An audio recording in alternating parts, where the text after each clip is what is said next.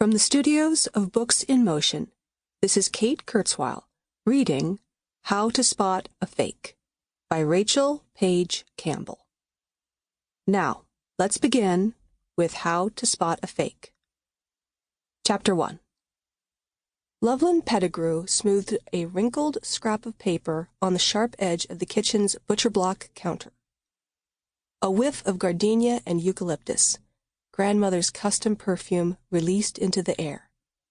Love inhaled the scent and, for a second, pretended grandmother had left the room and would return in another moment. Love would share her worries, and grandmother would help find a solution. Love longed for another person to unload her burdens and support her vision. The illusion never lasted. Opening her eyes, she focused on reality. The thin sheet was the first real piece of documentation she'd uncovered in 6 months of searching. She angled the receipt into the sunlight, streaming through the window, squinting. White enamel egg with stand, miniature bust inside. Sold November 1949. The vague description wasn't the clear provenance she needed. For years, she and her late grandmother discussed preserving the matriarch's collection of art and antiques in her mansion on Lake Michigan. Working with her parents was the snag Love hadn't anticipated. Via the last will and testament, however, grandmother insisted. At the onset of the project, Love hoped for a successful collaborative effort. While she owned the house and collection outright, she couldn't afford to launch her museum on the monthly stipend she received from her trust.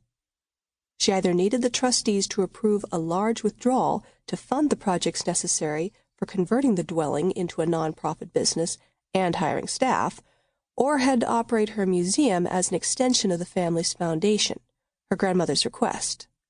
Both options required her parents' approval. Once her father had hired arrogant curator Kirk Lagrange, Love had lowered her expectations. The smug man had overlooked many of the paintings by lesser-known artists and entirely disregarded the decorative arts as beneath his notice.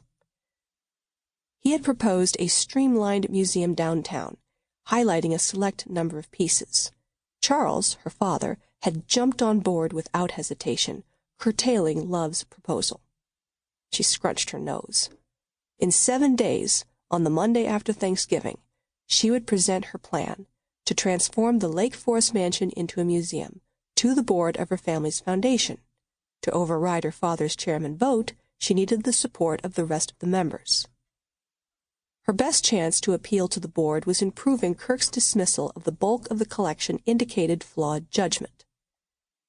As the deadline approached, she pinned every hope for her future at the museum on one unidentified enamel egg. She needed more than a few lines scribbled on an old piece of paper for authentication. Along the top margin, under the smudged gallery name and faint but legible London address, she read a series of numbers. Grabbing the corded house phone off the wall, she dialed the line.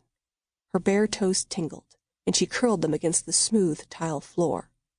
Her heart beat in time with the pulsating dial tone. Positive feedback from the gallery didn't negate the month's worth of work she had to cram into the next week, including the final draft of her business proposal. She needed time. What if this is another dead end? Breathing in through her nose, she released the air in short, halting bursts. She'd focus on one step at a time. "Hello, Smith Company. How may I direct your call?" "Good afternoon. I am hoping to speak to someone about, lost article?" Her voice cracked. "I mean, it's not missing. I know where it is." Love clamped her lips together. Her stammering was an admission of guilt for a crime never committed. "Ma'am?" the receptionist prompted. The crisp British voice hovered on the edge between concern and "don't waste my time." Clearing her throat, Love tugged at the phone cord. "My apologies. This morning I found receipt of sale for a decorative object purchased at your gallery years ago.